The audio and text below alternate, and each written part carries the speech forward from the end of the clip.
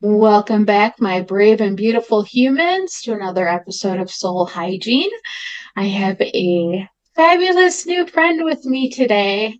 I'm so excited. He is he has his own podcast called Naked Sunday, and we'll get into that. I'll tell you a little bit about what it is, but Mr. Caleb has already been a great inspiration to me when it comes to getting in shape and really doing what matters with your soul, your mind, and your spirit. So I am going to let him explain a little bit about who he is, and then we'll just see where this episode goes. I'm really excited that he's here. Hello, Mr. Caleb. Thank you so much for having me on the show today. Ever since our chat the other day, I feel like we've become fast friends, and we just like, oh my god, I feel like I've known you forever. Uh, that's always a good Definitely. sign of good friendships. As you start off, they're like, huh, we just like I don't have to explain a lot of things. Like, Yeah. she just gets it. I know I'm super hyped to be here and grateful to just share some time and some energy with you. So basically, Yeah. that's what we're here for. I am so excited. Can you tell everyone a little bit about what you do? About your performance coaching and how you're more than just I don't want to say gym rat because you're not really that anymore. It's the only word that popped into my head because I'm so used to hearing that. But like you're not just all about the gym, you're more about, you know, what our The total person. body does. Yeah, the person, who we are. Yeah. So I got a fun little tagline that I throw out sometimes. I like to help people look better naked inside and out, just to get a little cheeky about things. Because at the end of the day, when people, it took me a long time, like, that's what people really come to the gym for. And then I was like, oh, wait, that's not really what it is. They think they're coming to look better naked. What's the other thing? And I had to come to my own thing with that through the whole Naked Sunday process, experience, whatever you want to call it. Um, what I've come to realize is, and this came in a dream the other day, maybe not even a dream, it's just like that mid morning, when you kind of have those thoughts. You're like, oh, I'm just thinking more clearly. Really, my objective is to help people have a better relationship with themselves. And through that, I like to facilitate the better relationship. But ultimately, when you know who you are and you have a good relationship with who it is, that facilitates you going about living out your purpose and whatever that is. I love working with entrepreneurs because I feel like it's the fullest expression of identity of who you are. You want to explore all your interests and your traits and your personalities and your crafts and your skills and all that. But if your body is not grounded, your time is not organized, and you don't really know who you are and what your value structure is, you get lost doing a bunch of weird stuff. And the body, in that sense, is a beautiful tool to tell us, hey, are we in alignment or out of alignment? It's as they say, the body keeps score. I think there's a book that was written that was that. And so yeah, that's really what I like to do. I like to take people on that journey. I have been that, I don't know if I'm allowed to swear or not on this one, but I've been that guy, that gym rat that you said, so I'll keep it PC. I've been that guy, the gym bro, but all of those times was really just a mask for me unveiling more this soulful, spiritual side of me that thankfully I've gone on my own little journey to be able to sort some of those things out, which I will continue to learn plenty of things. Like, by no means am I some, transcended human being, better than everybody. But I like to help people in that and wherever you're at so that they can so that they can reclaim that better sense of self and live a more fulfilling life. I think the so we've talked obviously before this episode a couple of times, and I think the greatest value that I have gotten from our conversations is that when I'm going through my healing process, I I see things that, hey, I'm doing this right. Even though I've never had therapy, I've never really sat down with a therapist and really hashed out my past. Um, but to get little glimpses of, oh yeah, like I did that right. Like, and to me, it shows that we have that knowledge within us. And some of us need to have someone let us know that. They need to have someone believe in them, or, like therapists, or, it's not bad to go and see a therapist. I think an unbiased opinion about your life is sometimes really good to have someone who doesn't know you who can be like, okay, let's work on this. But I think for me personally, especially our last conversation, it was more like, I do know this. I am aware of who I am. I am aware of my purpose. But having somebody else say, you got this, like, you don't need a whole lot of help. You just need a little push and some encouragement. I think that's the greatest value that I have found just in talking to you the last couple of times. Is that, well, I believe that that's what makes you a great coach. A lot of entrepreneurs, they have a lot of money. They don't want for a whole lot of things, right? But sometimes they need that person to tell them other things, not finances, not about their business, but to say, hey, let's take a step back and see, what is your thought process in this decision? Where is that coming from? And I see that a lot in a lot of entrepreneurs, especially ones that I've talked to, um, who are very vocal about their business, but even they will say, "Oh yeah, I have a coach on the side who kind of just helps guide me through some decisions." And I think that's what makes a really great coach for entrepreneurs. And that's where I think that you really add value, because I'm not even that huge yet. I'll say yet because I'm gonna be, right? We're switching that mindset into Yeah. positivity. But um, I think it's amazing, like just our last couple of conversations, how even I was like, whoa, I'm actually, I would consider myself very good at pausing and thinking now that I'm going through my healing journey about um, the decisions that I make, right? Um, but sometimes I think like entrepreneurs who have like all this stuff and all this everything need people like you to like kind of bring them down to reality sometimes and say, hey, let's talk about this. Let's see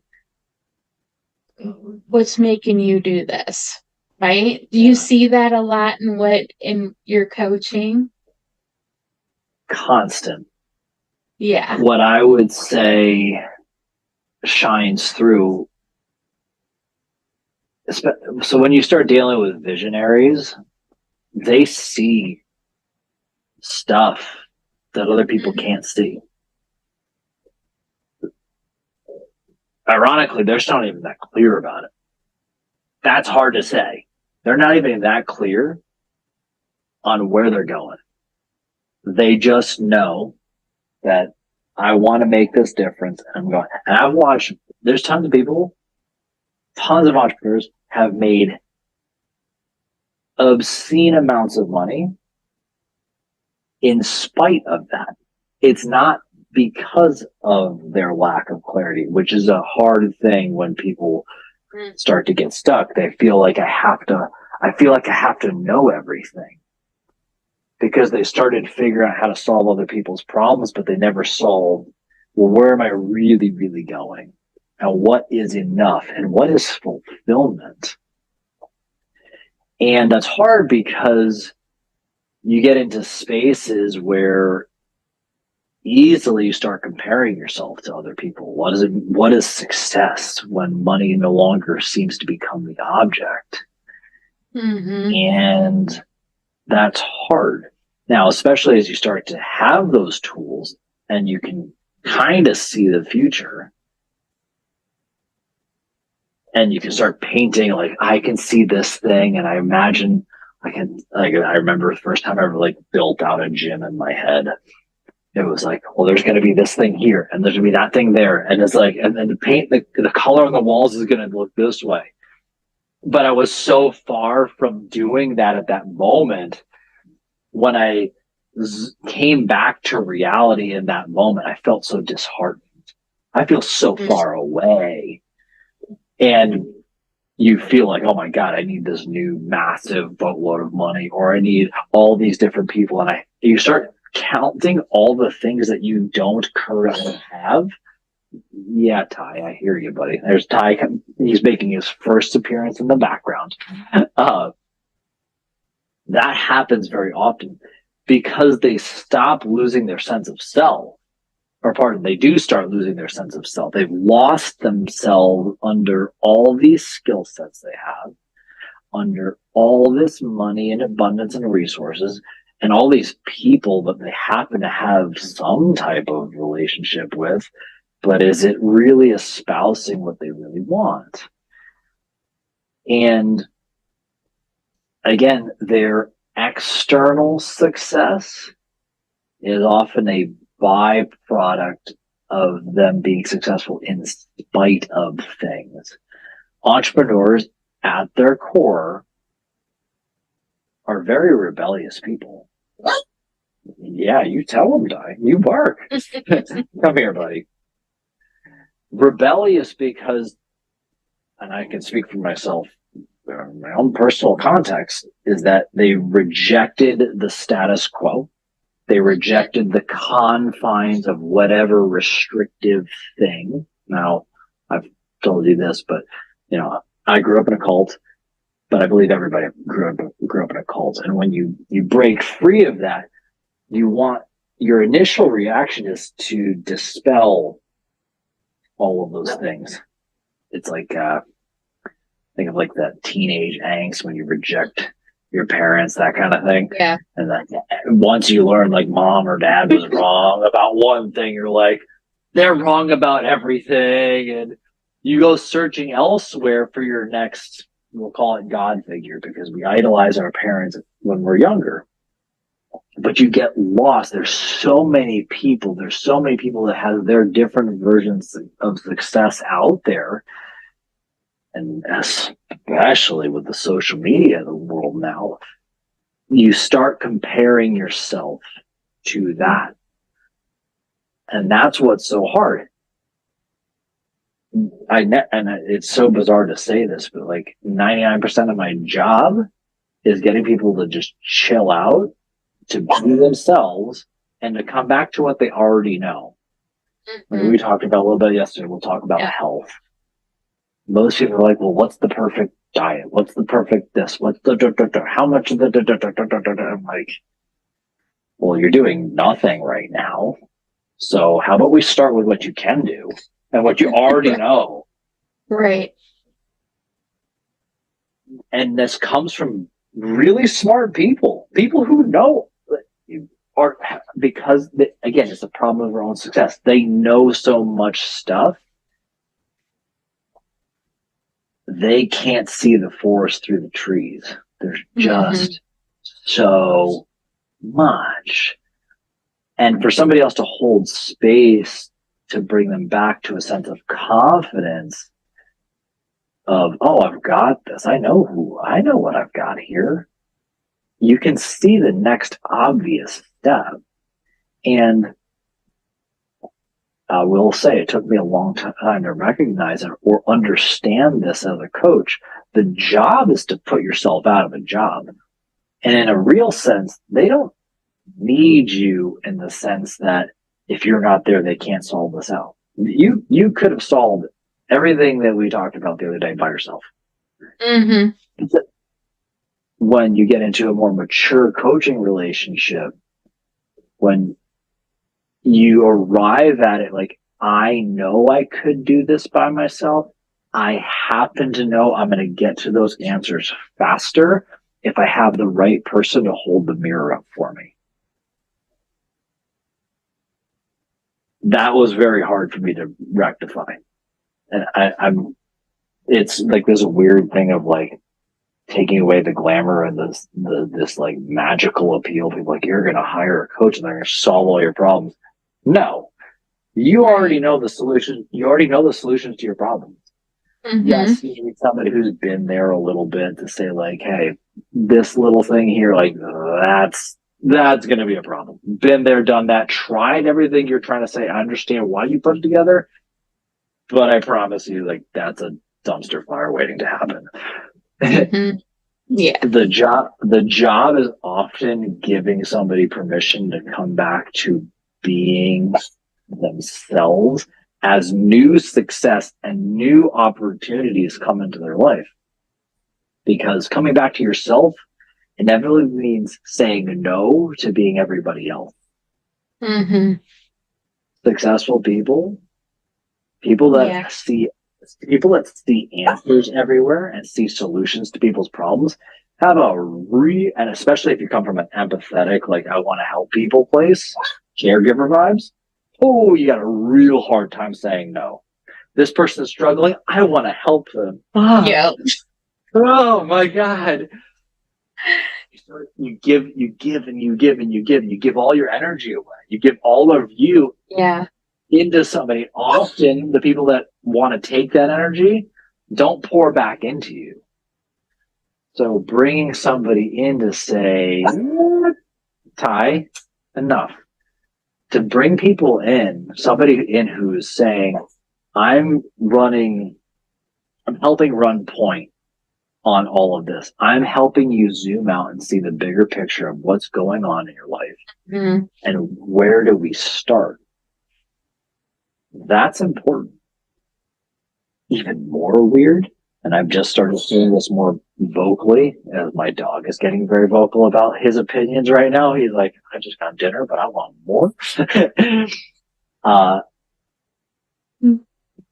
When you hire a coach, you're really hiring what I would call your first believers. Really, your first believer is your best friend. You're going to say all your real stuff. Not to say that they're supposed to be your linchpin and you're not hiring an ex-God figure. That is a dangerous thing that a lot of people get caught up into. Okay.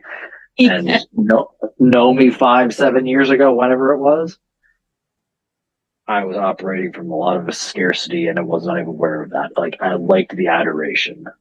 Now, what you realize is what I've realized is that I'm the person that somebody feels comfortable enough to share all of who they are, and you're giving them a test drive. Hey, let me talk about these thoughts I got going on here. I don't know how to really voice that maybe to my significant other. I don't know how to say this to my husband, my wife. I don't know how to say this to my staff. I don't know how to say this. I don't know how to say this to myself with our own physical health and well-being. Yeah.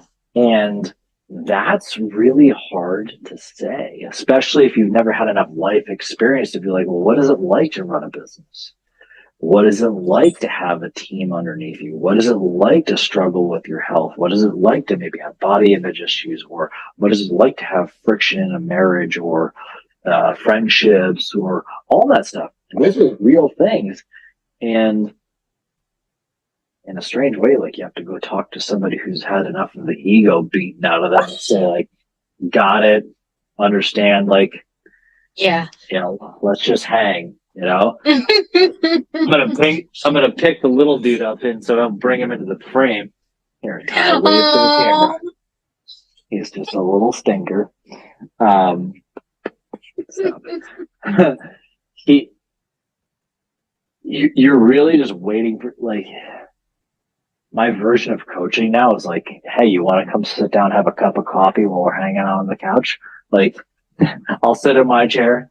The dog will come up and sniff you. He'll come to cuddle with you for a little bit. right. You know, we're gonna laugh about some things. We'll cry about some things. I'll give you a high five, and you're like, "Cool. What do you want to do today?" It's usually like, "Can you just make my life simple so I don't feel like you have to task me with 1,000 things?" Like I already got enough people asking me to just change Yeah. their world, deliver on all this stuff.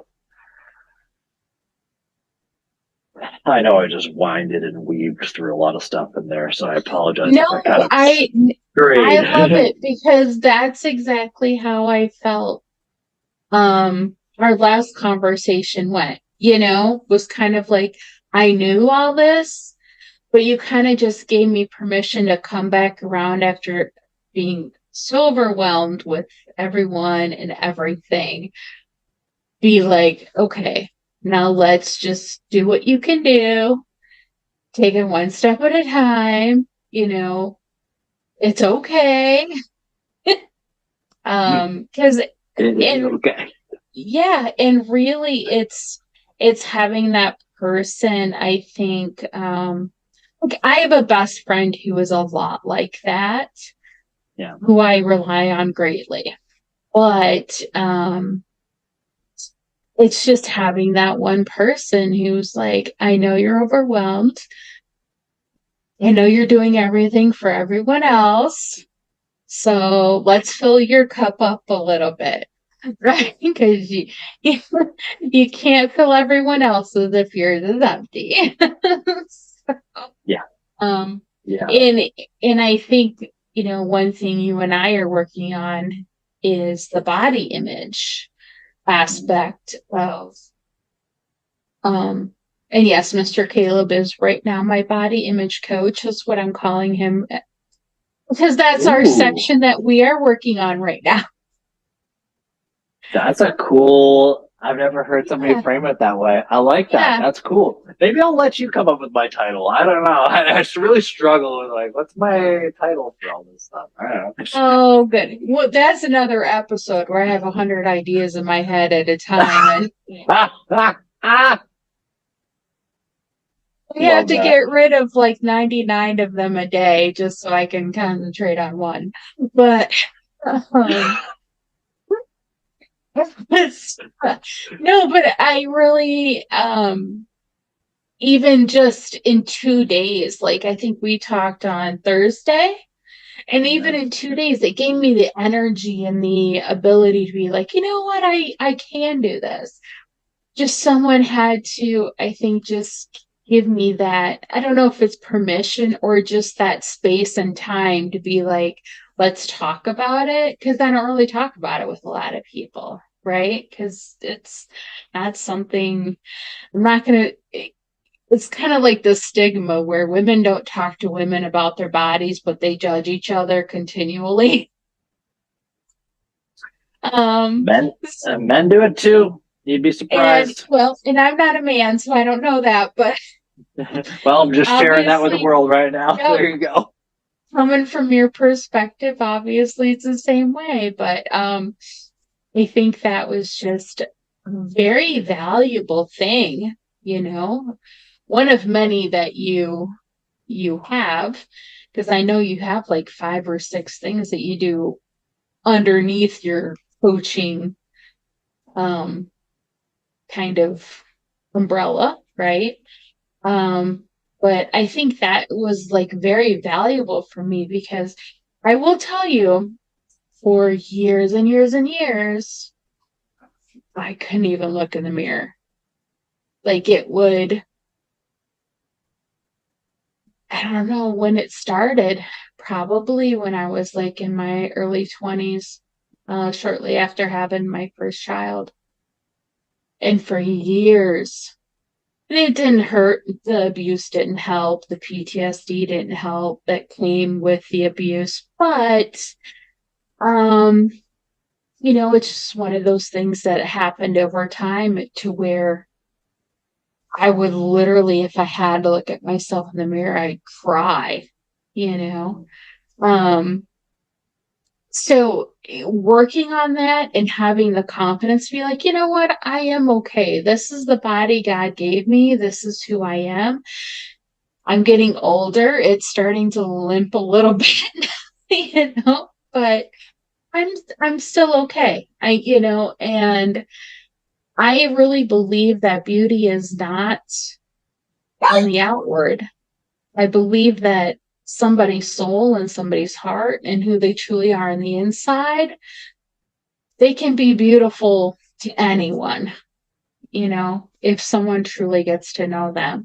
But I do appreciate that, that body image coaching that you have under your umbrella, because that's something that really I had a desire for.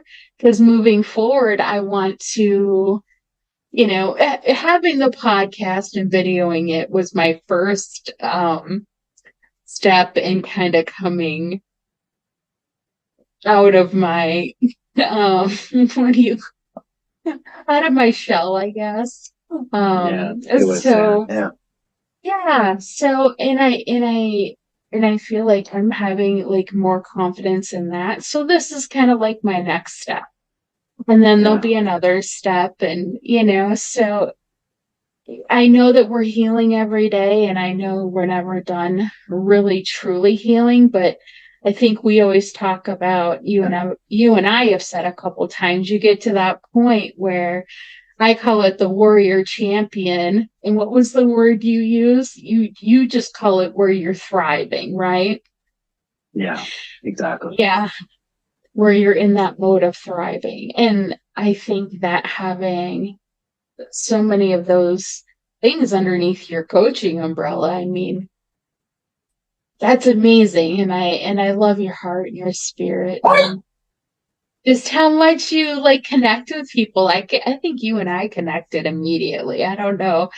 We just have a You're gonna get lot me of emotional. You're gonna be yeah. emotional. It's the middle of a Saturday right now. I'm gonna be crying, and I'm gonna be on my feels, which I like it. I We love just have crying a a lot. lot in common, It was kind of really cool, to have that connection with somebody. So, and plus you're a podcaster, so that's pretty awesome. Can you tell everyone how Naked Sunday came to be? So, Yeah. Naked Sunday.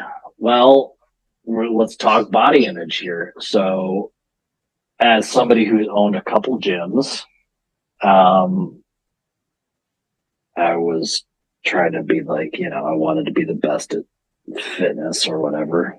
And it was CrossFit first, and another thing. I went through a couple different identity shifts there. I, in most of my life, have defined myself by my physicality, my ability to take my shirt off and be this way, whatever. And all fine and good. Now I gotta be look the part, right? As a gym, but gym owner, whatever. And I like athletics. I like those things, and it was often very easy for me. But as the responsibilities of leadership started to really weigh on me, as I took on staff, and I took everything I described about chasing the external success and Mhm. accumulating stuff weighed on me. And when I got married, or after I got married, my wife and I, we went on a pseudo honeymoon. Um, I say a pseudo honeymoon because we went to France where my grandparents are. And then my sister decided, oh, well, all the family could just come to France and then I'll get married then too. So I actually ended up officiating her wedding on my honeymoon. Anyway, kind of like I kept kind of catering to everybody else on stuff. And I was happy to do it and it's all fine and good. But point I have officiated another wedding since then. It was my youngest brother's as well. But I came back and I was 40 pounds overweight. I felt terrible. My knees were killing me. My back had been killing me. I tried a few different things and some crash diets again, like just, and here I was, like, I got degrees, I got certification, I know all the stuff. I know exactly how to do it. I knew how to talk people into it, and I couldn't do it for myself. And I remember coming back from this honeymoon. We had just gotten some big payday from some program that for a vets program that I ran, like a 100-day transformation for some vets, which was so like enriching for the soul, which was amazing. My business partners at the time were upset with each other. The money that we had just taken from the big day, they'd just been blown through while I was gone. So the first time I took a long vacation in, I don't know, 7 years. And I had a member who said, hey, I'm never going to leave you. I'm a lifer here. Texted me, I'm done. And as much as I just got married to my wife, who is just incredible, like allows me to be everything that I ever wanted to be, never like just, and has stood by me through stuff that I won't even go down too much of that road right now. Just fallouts with other people, being dead broke, like just darkness.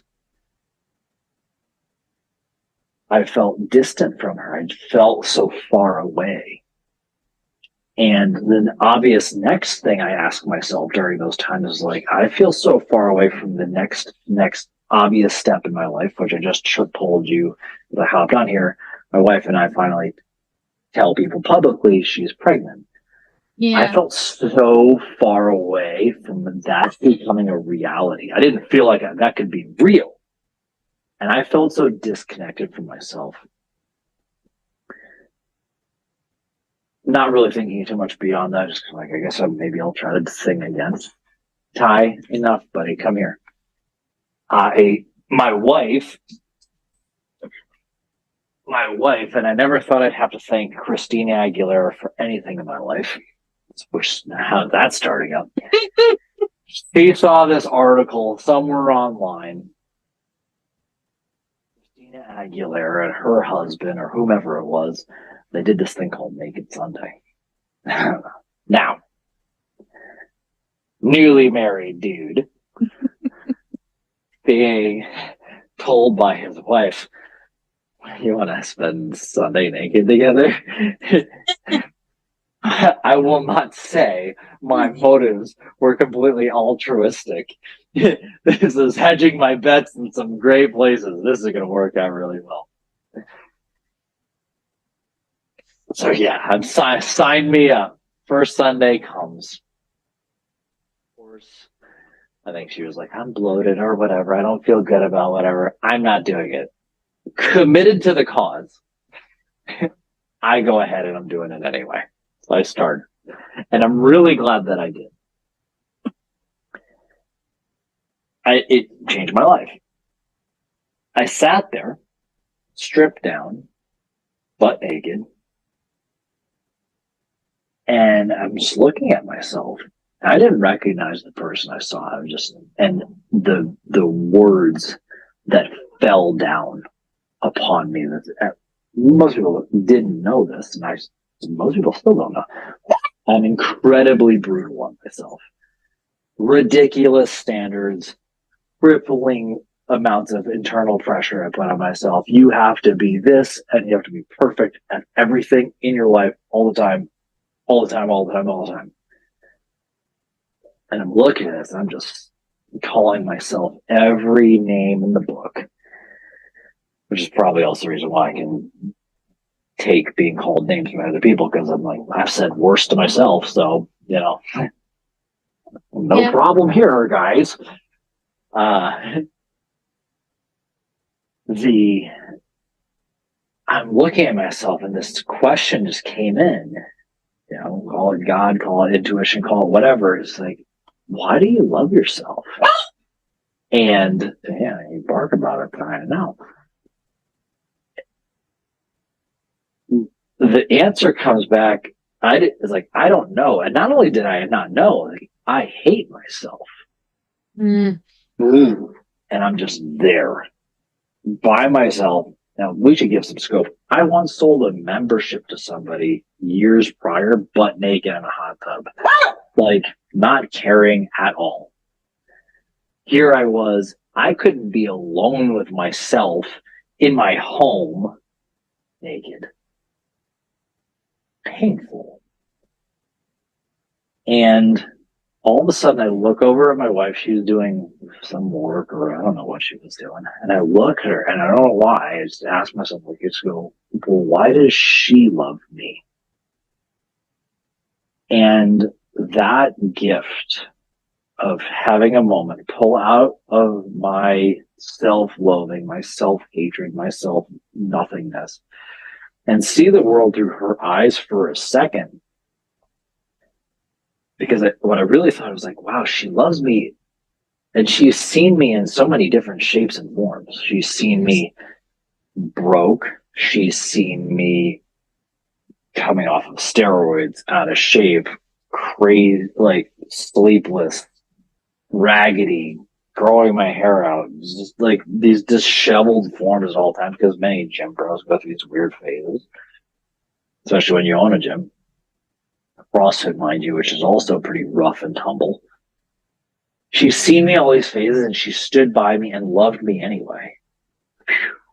So she must love me for something else other than this shell, this meat suit. Huh. And it was enough. Come here, bud.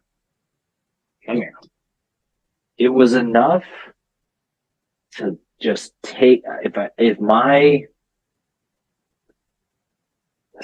pain level, we'll call it, was at 100, it took it down to like an 80.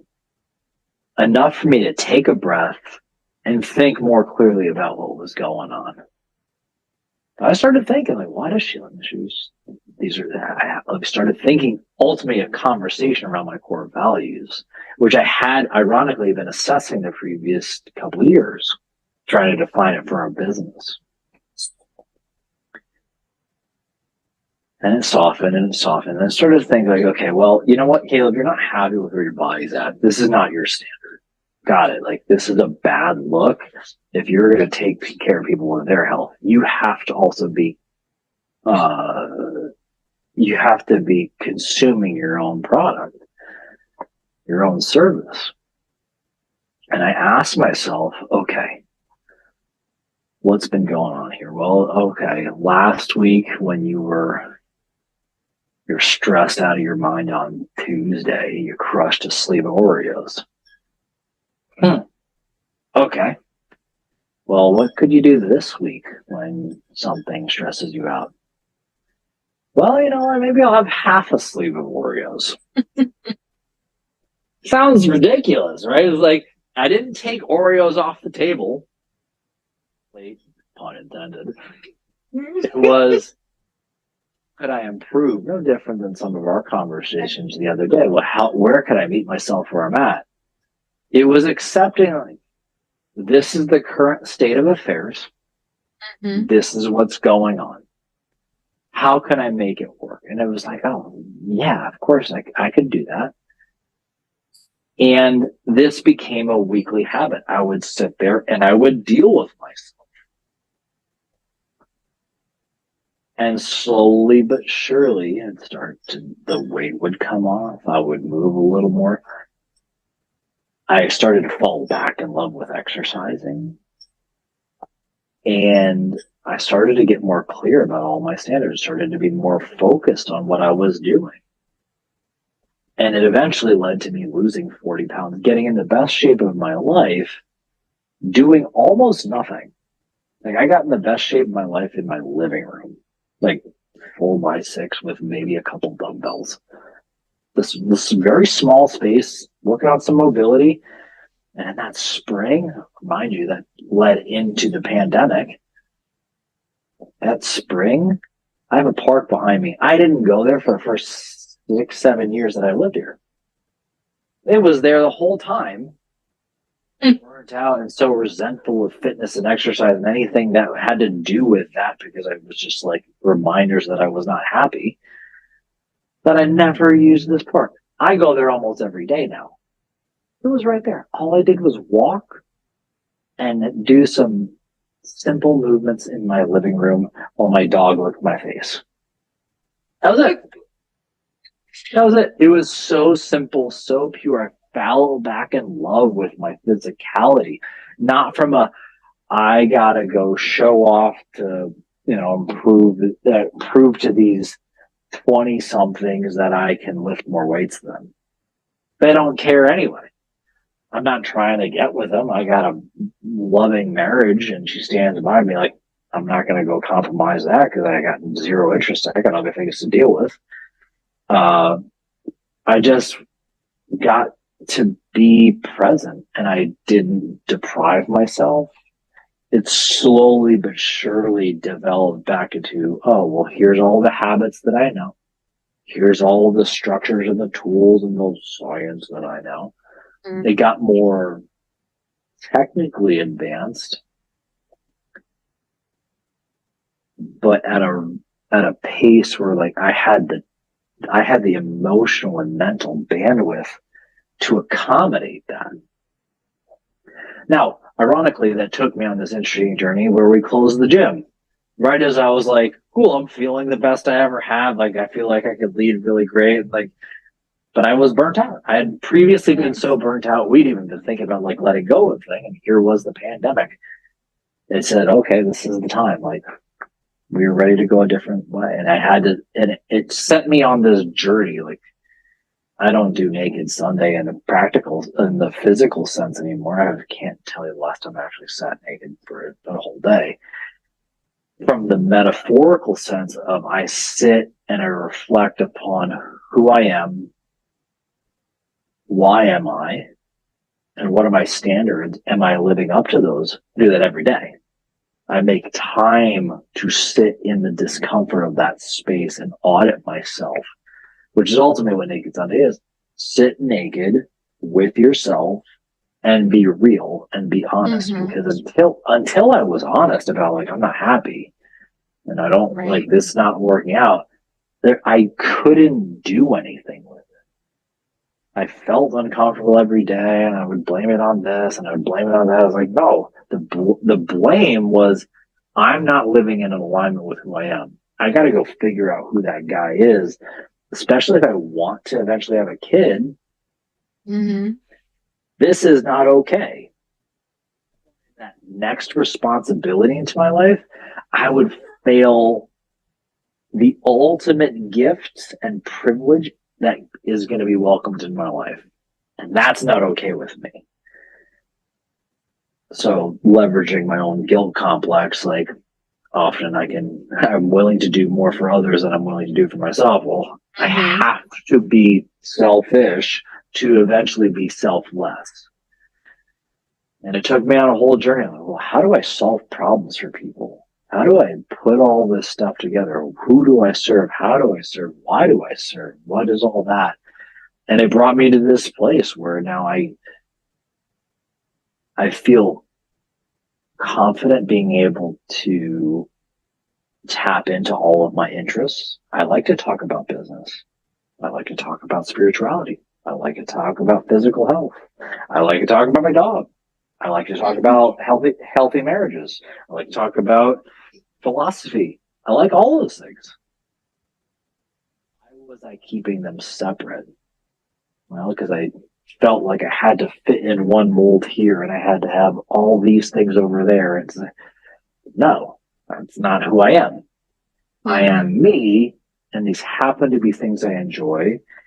How about I go connect with people that also are looking for a holistic type of conversation, that want to see all of themselves? And cool, like Caleb, you've been where they're at. And Mm-hmm. maybe if you can help them come out of their shell, they're going to also be way better at serving all those people with their unique ingenuity and their unique self, and they're going to give permission to others that other people have been waiting for as well. Um, so that's the journey of Naked Sunday. That's that's all the stuff that of what that's been. I know, just like micro story there, but maybe a longer story. But No, I love it. I love hearing how it came to be because I feel like ever since we started talking, SoulHygiene, encompasses every single facet of life. Every single decision we make, you know, every happiness we're trying to pursue, every purpose that we're given. And so to hear what Naked Sunday was truly about and how it started kind of is like your SoulHygiene. You were cleansing, you were, taking that dross off and getting down to the nitty gritty. And I think that, I always say you have to be honest with yourself first. Um, I think I put in the private Facebook group the other day. Um, it's hard in this day and age because so many people are victims in their heads, not of circumstance, but they have made themselves victims. And until you're honest with yourself about what you're doing to yourself and you're accountable for that action, you can't become who you're supposed to be. You're just going to live in this non-reality of that you've created.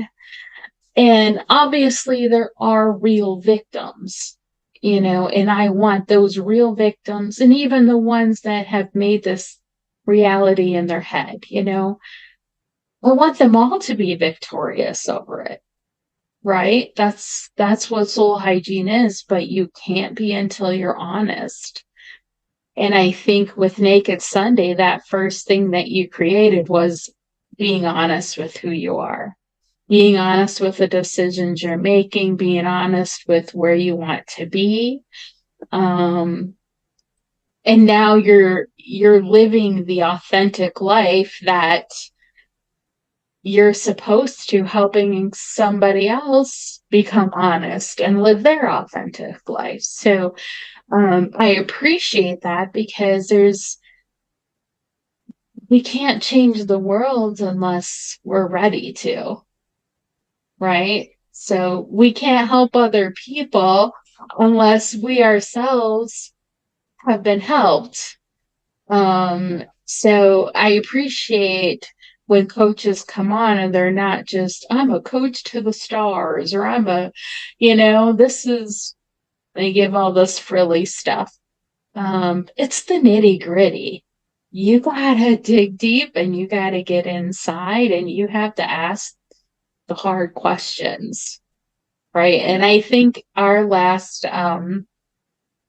first body image coaching session, since you like that so much, um, really tackled that, And I do encourage the listeners, like, I will put Mr. Caleb's information in, I will put out, where you can contact him. But if you really want to start being honest with yourself and start really digging deep and having a coach who gives you that space to talk and be who you are right now, but also believe that you can be more.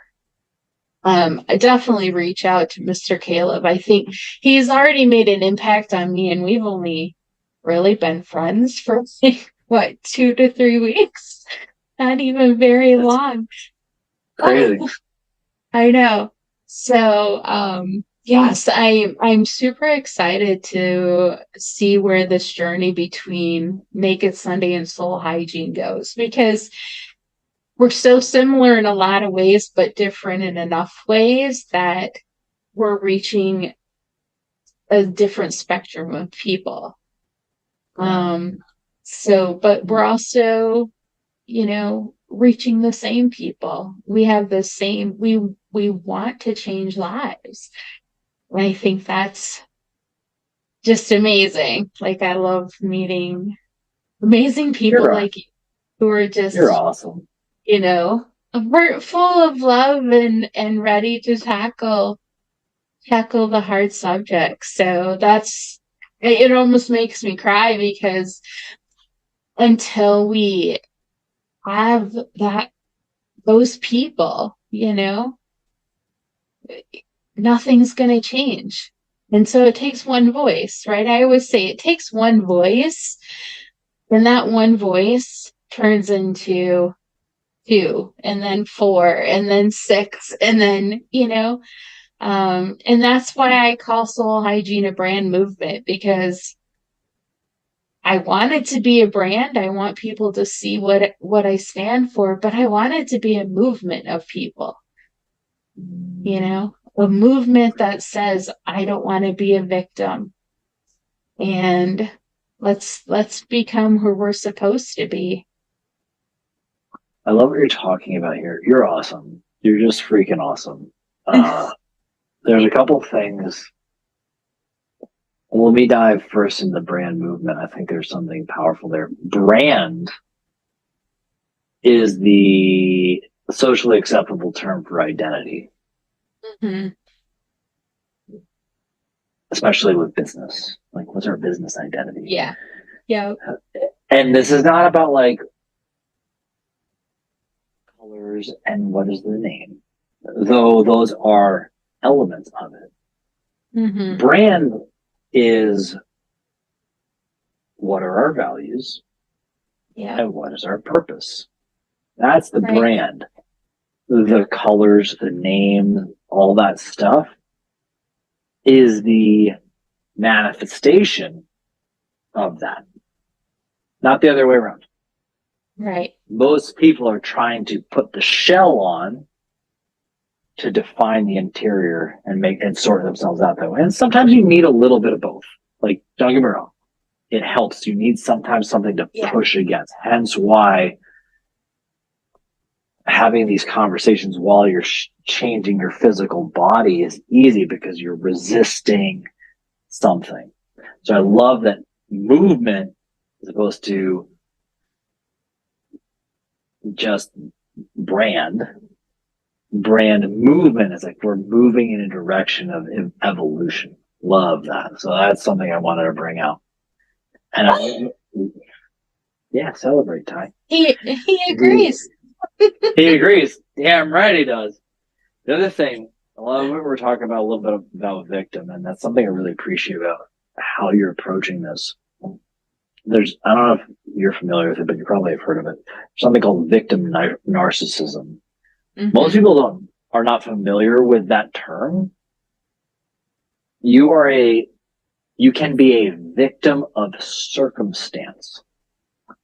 To remain a victim is a choice. And that sounds really harsh off the rip.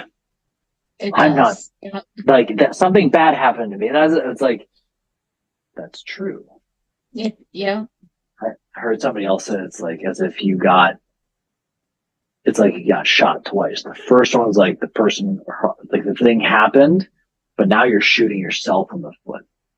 Mm-hmm. This time you're preventing yourself. And that's really hard to accept,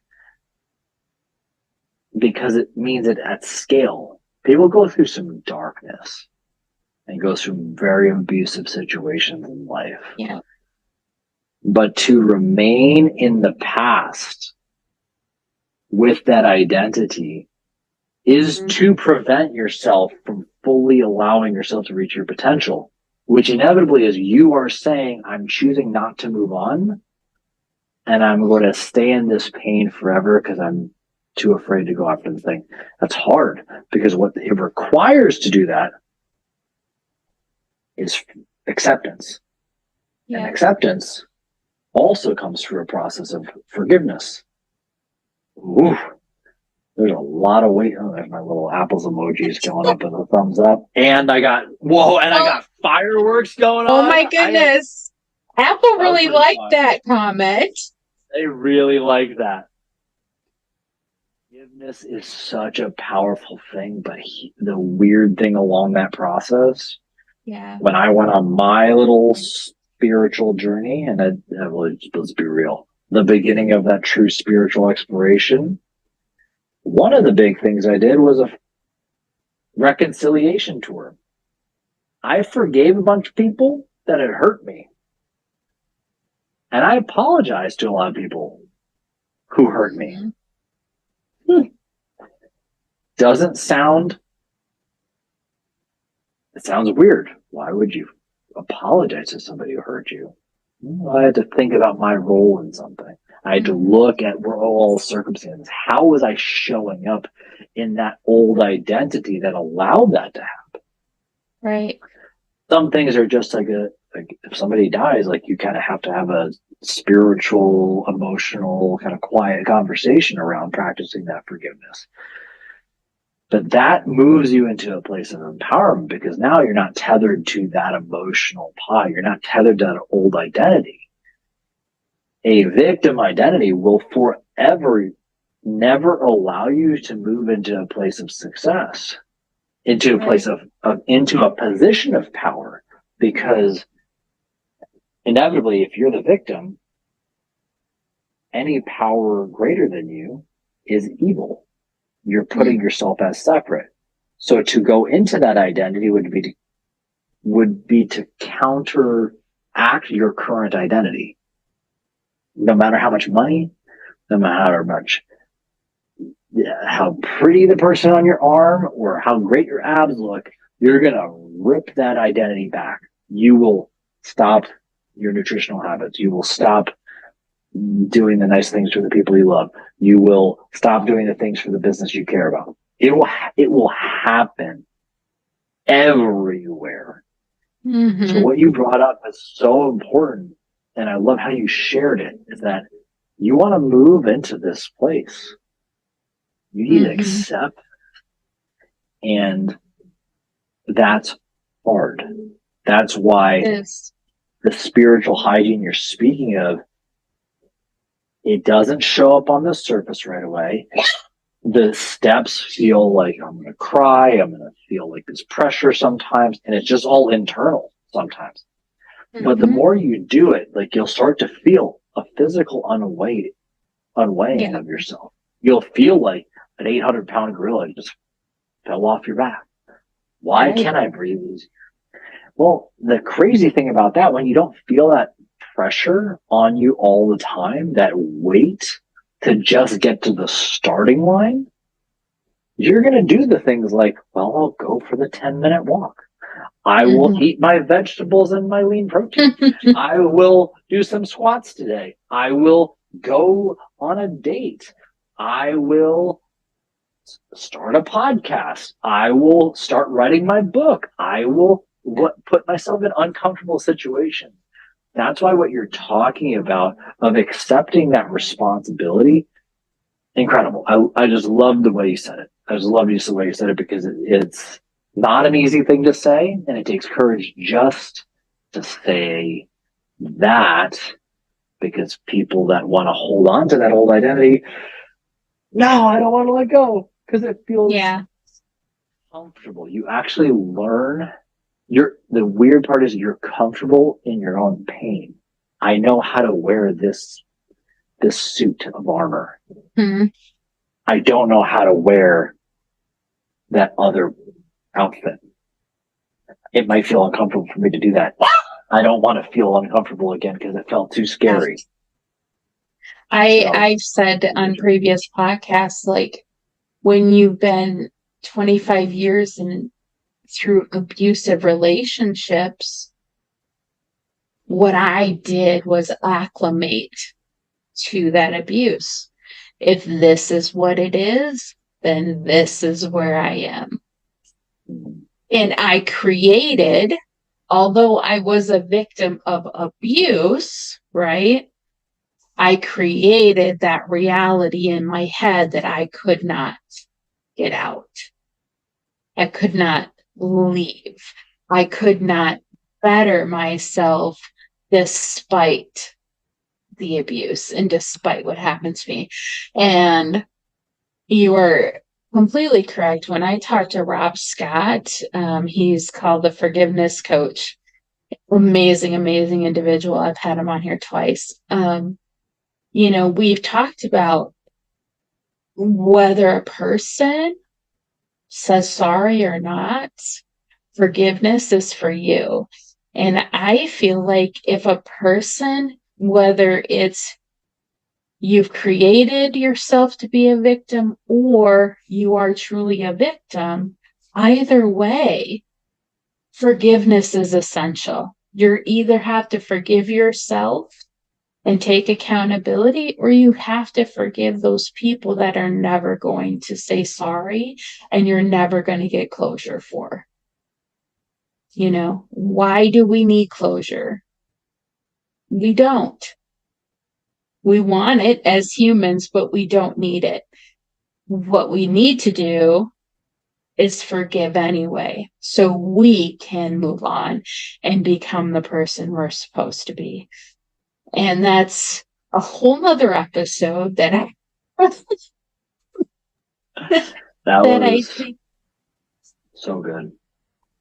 So I good. think that we're gonna have to do a couple more episodes for sure because there's just so much to unpack. Like one subject can just take a whole episode.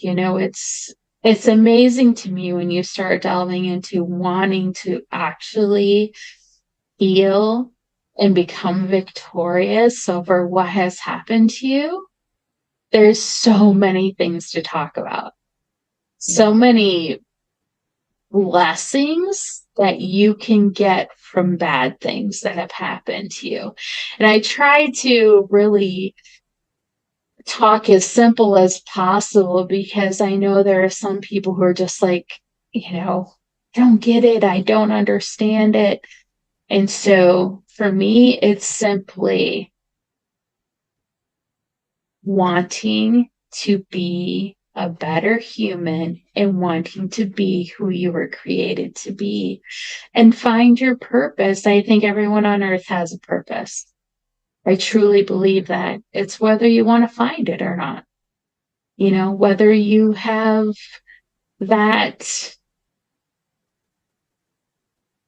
I don't know, that fortitude to say, okay, let me see what my purpose is. And sometimes people are fulfilling their purpose and they don't even know it. You don't have to necessarily say, I have a purpose, but I do believe that. And you're making faces at me, so I think you I have a love it. I have a thought comment. on that. So I love what you just brought that.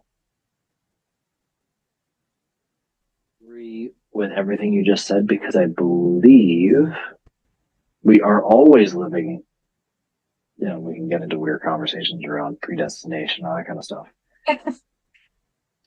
If you're capable of going through the darkness, let me reframe. I heard this quote once: all growth is spiritual growth. If you ever look at the Maslow's hierarchy of needs, that starts to make a lot of sense too.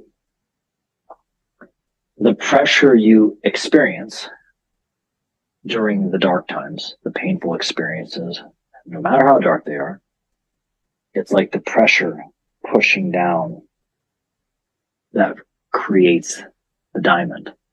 Mm-hmm. And the purpose Your true purpose, the one that you're fully aware of, I've come to realize is what is called an emergent property. So the beginning of your life is about accumulating all these experiences. You go through all these painful things and stress and blah, blah, blah, things piling on. I get more stuff. I get more responsibilities, more. And you get to that inevitable point where like,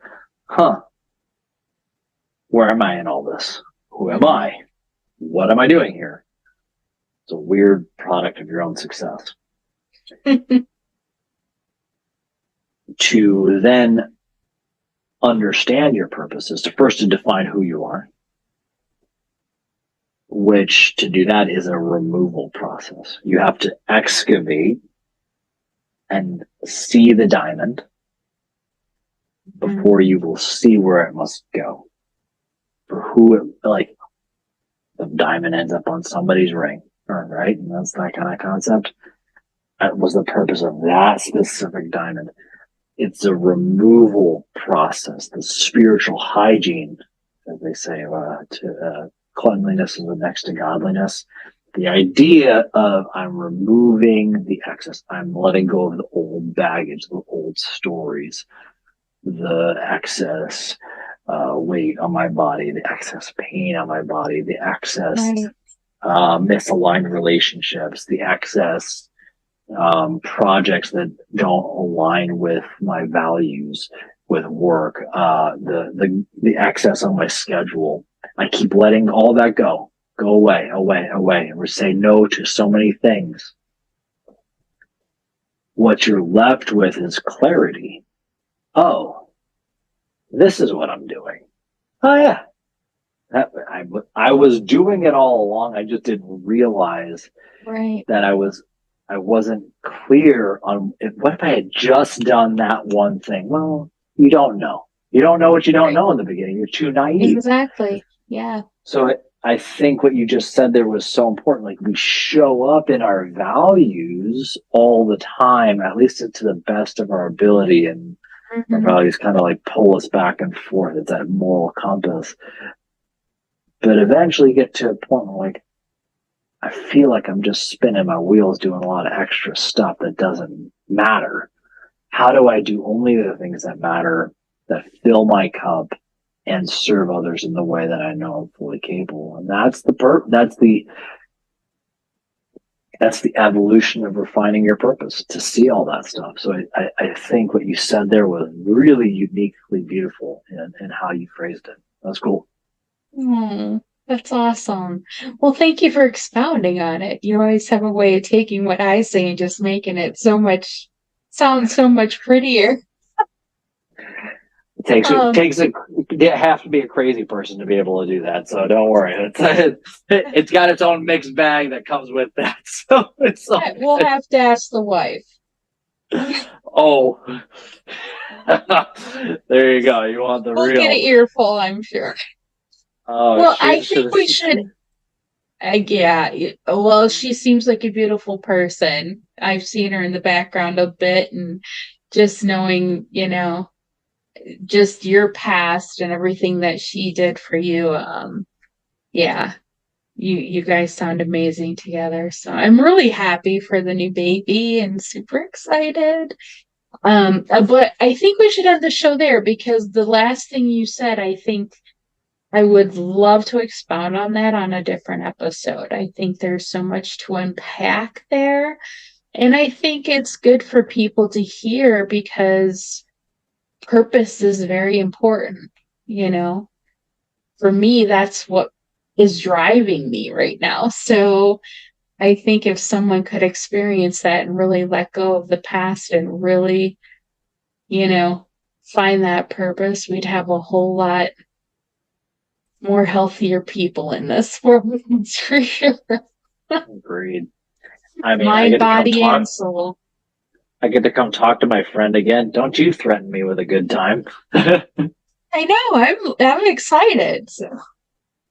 Likewise. All right. Well, thank you so much for being on the show, and thank you everyone for joining us for another episode of Soul Hygiene. I will have Mr. Caleb's information, as always, in the bio, and please reach out to him. He's an amazing human being, and you will definitely come away better than you went to him. So that's for sure. I don't even know the words right now, but you know what I mean. So I appreciate him and I appreciate you all, and we'll see you next time. Bye.